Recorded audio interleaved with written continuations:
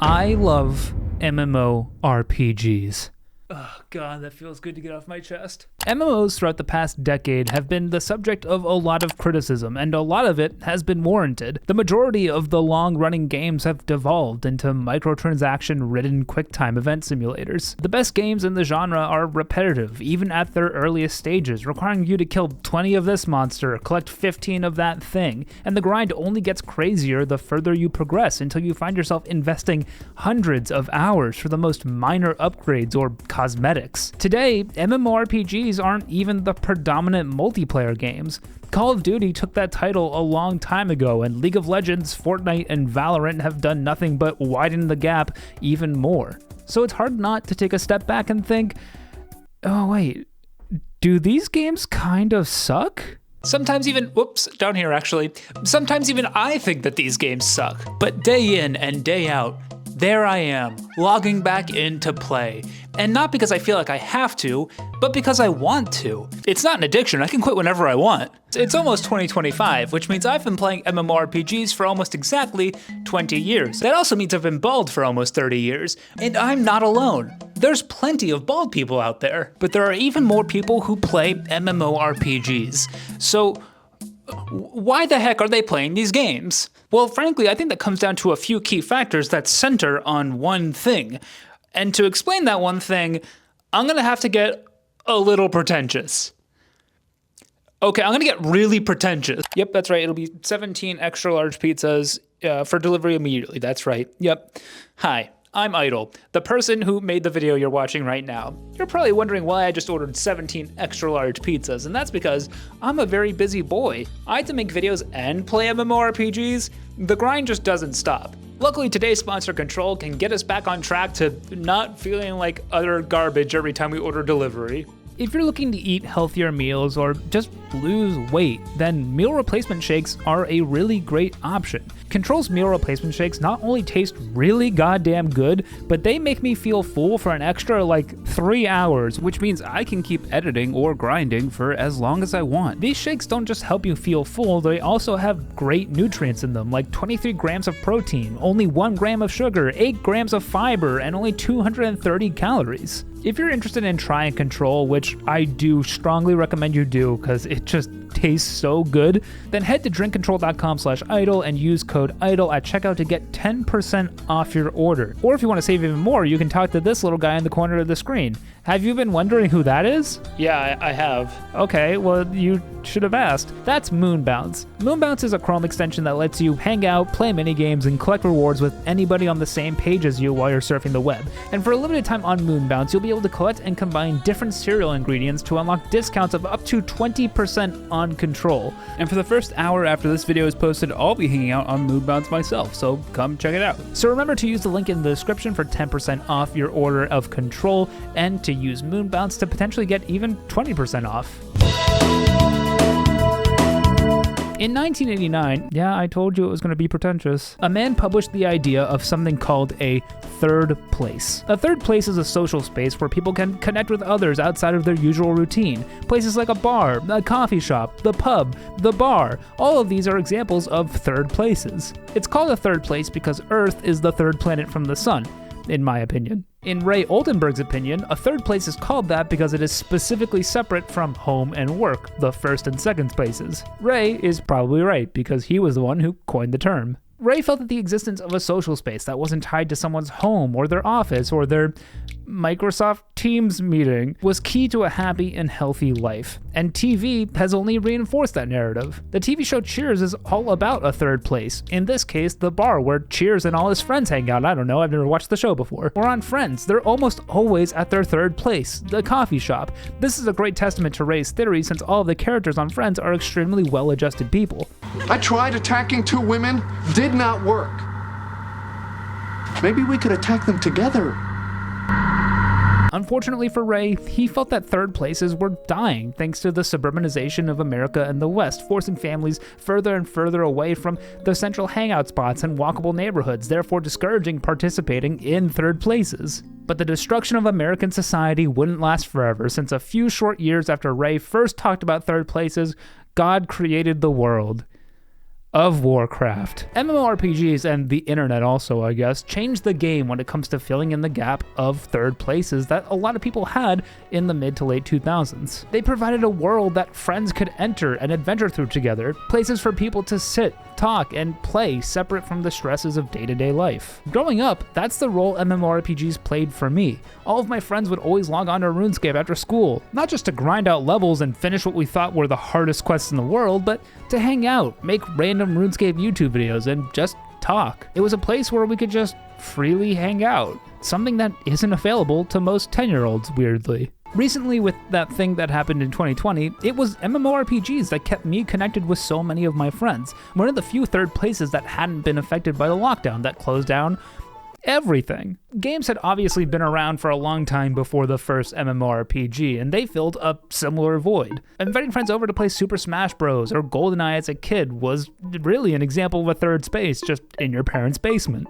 Or these days, hopping on Discord to play League of Legends or Creed Rise to Glory, a game admittedly I put in the script as a joke because I thought it was about the band Creed, but I only realized while recording that it's actually about the boxing movie Creed, which is really disappointing. I wanted to play a game about Creed, but MMORPGs allow something special that those games rarely do: forming bonds through the game itself. It's entirely possible to meet friends through MMORPGs, just by walking around and playing the game. It's something I've done multiple times in my life, and some of my best memories growing up are with these friends who I never met in the real world. Something my mom would be really proud of. Even more frequently, MMORPGs can deliver what Robert Putnam calls bridging relationships. Relationships that might not result in any sort of deep bond, but expose you to people who aren't exactly like you by participating in a similar activity that you both enjoy.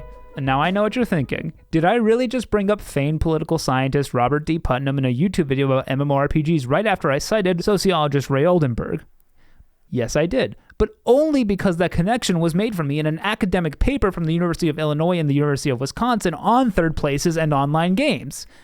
This is a video essay, bitch! This paper from 2006 is amazing, and also could literally replace this entire video because it is about third places and MMORPGs. I was beaten to this idea by 20 years. It also brings up some good counterpoints to MMOs being a third place. Ray Oldenburg specifically states that third places should be a playful environment with never any tension or hostility, but anyone who's been in an even semi-serious raiding group knows that things are hardly ever playful, and they get hostile really fucking fast. Now handle it!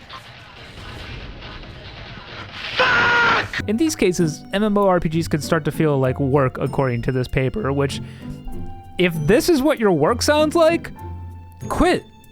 Quit right now! But hey, maybe you enjoy being yelled at, in which case, hell yeah, more power to you, you sick little freak. Don't get me wrong, you can still form bonds in other games. I just think MMOs have one key design point that gives them an edge. The reason that more popular multiplayer games like Valorant or Fortnite don't lend themselves to forming bonds through the game as well as MMOs do is for one key reason: persistent worlds. MMORPGs are all about the world that they create for their players to exist in. That's what makes the game so easy to latch onto. Loading up Guild Wars 1 as a kid and seeing the intro cinematic, then walking around and looking at what I thought was genuinely the most beautiful landscape I had ever seen immediately immersed me in the world. It's this fact, that the entire game takes place inside one continuous world, that lends itself more to creating both shallow and deeper bonds. The gameplay loops of MMORPGs are filled with downtime, whether it's questing, killing monsters, going through dungeons, or sitting in a bank, training skills. There are always slow moments that break up the journey, and it's in those slow moments that you can socialize. This is very similar to something I touched on in my video about what makes World of Warcraft Classic so great. It's filled with built-in downtime, like taking a long flight path, or taking a boat, or forming a dungeon group. These gameplay mechanics that force you to slow down and give you time and a license to socialize. While Classic does it in a kind of extreme way by literally forcing you to slow down, but almost every MMORPG has this built into their gameplay loop. In Runescape, if you're doing the Chambers of Xeric, the first raid that was released into the game, most groups will need to plant crops and harvest them to make supplies for the final boss. This grinds the pace of the raid to a halt, but is also a moment where everyone in the group isn't hyper-fixated on the goal at hand. It's just a chance to take a breath. Maybe you do end up talking to your teammates, maybe you don't, but you're not moving at that breakneck pace anymore where it's not even an option. Quests in MMORPGs can sometimes be extremely difficult, but a lot of them are mindless quests that require you to kill a handful of easy-to-take-down monsters. Grouping up for these quests is often more efficient than doing them solo and doesn't require much coordination, if any at all, so the group is free to talk about literally anything. The game literally is designed for you to group and then to make talking in that group easy. Wow, I feel so social right now. Give me my socialism. No, wait, hold on. Modern multiplayer games are the complete opposite. Take League, for example. Matches in League of Legends usually are around 30 to 45 minutes. In that time, you have to be completely focused on the goal at hand, coordinating with your team, because any misplay could lose you the game. And more importantly, any misplay could get you called a slur. And that's pretty bad. There's no downtime during the games to talk with your teammates about anything else than the objective. There is downtime that exists between matches, but at that point, you were already separated from your teammates unless you had a particularly good experience and added them after the match, which, let's be honest, who's having a good experience with their teammates in League of Legends? I don't mean this as a criticism of League of Legends gameplay. That's just how the game is supposed to be, and it does it well. And frankly, you don't need a small YouTuber to tell you League of Legends is doing well. They literally just had a Oscar-winning show, or whatever awards TV shows win. But it's just another reason it doesn't replace MMORPGs in the multiplayer gaming space, at least for me. It's like if you took the hyper-intense raiding culture you get in a ton of MMORPGs and games and just made an entire game out of it. It's spooky, and it's not cozy, and frankly, I don't like it one bit. The slower pace on average of MMORPGs allows you to form bonds, just like how you'd be able to in a real world third place. These bonds that third place is allowed to form are, at least to me, extremely fulfilling and so crucial to my enjoyment of the insane hours I invest into them. That's why MMOs have always been, and likely always will be, special to me. It's a unique selling point to offer in the gaming space. But maybe you're someone who likes to play solo, someone who doesn't really care to talk with a group if you're forced to be in one, or maybe you just avoid grouping at all costs. I still think MMORPGs offer something unique to you. There's the fact that you're still surrounded by a world populated with real people. I can't speak for everyone, but there's a sort of warm feeling I get when I'm just walking around in an MMO and I see other players running around. It's the same feeling I get when I watch a great Christmas movie like Elf or The Fellowship of the Ring. It also gives me the same feeling I get watching Blade Runner, since I have to find out if that player is real or a bot. Playing solo but being near other players is still a social feeling, even if you weren't directly participating in that socializing. Even if you're playing solo, you're not really alone. There's thousands, maybe even hundreds of thousands of players online just like you, all experiencing the same game you are in their own way. And that experience usually involves grinding for hundreds of hours. And to a lot of people, that's yucky. But to me, yum. The grind is one of the most notorious parts of MMORPGs. In case you're unfamiliar, grinding is the process of getting from point A to point B, usually over the course of at least a meaningful amount of time. A grind could be getting the next level in your character by killing hundreds of the same exact type of monster, or getting the next level in a skill by making the same exact type of bow over and over again, or texting your dad non-stop every single day to see if he's ever gonna come home, even though deep down you know he's found a better life now, with a son who probably has cool hobbies like playing sports and even has a full head of hair. He's not coming back. He's happier without you.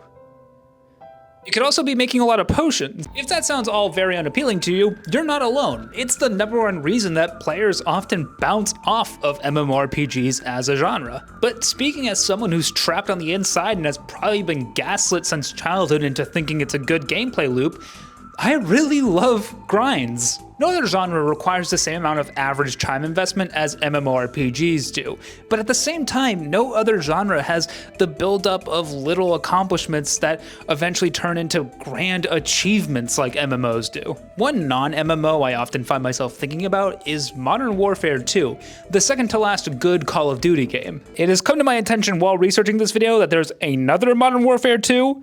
I'm talking about the 2009 one. Why did they release another one with the exact same name? It made Googling a nightmare. Modern Warfare 2 had this awesome challenge system that included getting these unique gun camouflages. You'd unlock camouflages by getting a certain amount of total headshots throughout your multiplayer games. All of these achievements culminated in the fall camouflage when you got 250 headshots. And let me tell you, this thing was sick. Whenever I went into a game and I saw another player who had the fall camouflage, I immediately thought, wow, they're really good at the game. That's super impressive. And then I thought, this challenge system and the camouflage rewards that it gave are an example of something that provided both challenge but also tangible rewards that served as a badge of honor to show off to other players or a shared experience with other people who had accomplished the same thing.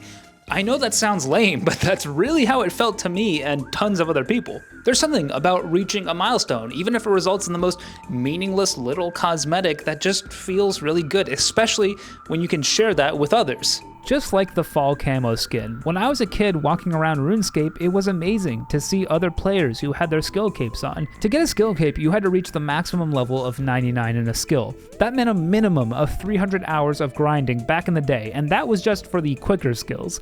But when you'd see a rune crafting cape in the wild, a skill that would take thousands of hours to get to the max level, you had no other choice but to follow that person around, begging them to do the emote that's associated with that cape. I'm not kidding when I say that I still have a memory of doing an interview with a person who had the minimum combat level but the maximum rune crafting level back in the day because it was such an unbelievable sight that I had to capture it. WoW players got this feeling by seeing anyone who had the Scarab mount back in the day, since not only was that an extremely long grind and questline to complete, it was also part of a limited time event. That means that whoever got it back then were the last people to ever get it. I could explain the whole thing to you, but you should probably just watch Barney's Scarab Lord series, since she explains it all and also has multiple mental breakdowns. I can understand being turned off by a grind, especially one that leaves you with nothing more than a ground mount that basically becomes obsolete with the introduction of flying in the very next expansion. I wouldn't be interested in this sort of grinding either if it were in a single player game or an abandoned MMO. What makes it special though is that shared experience. Leveling up and getting to put on that cosmetic cape,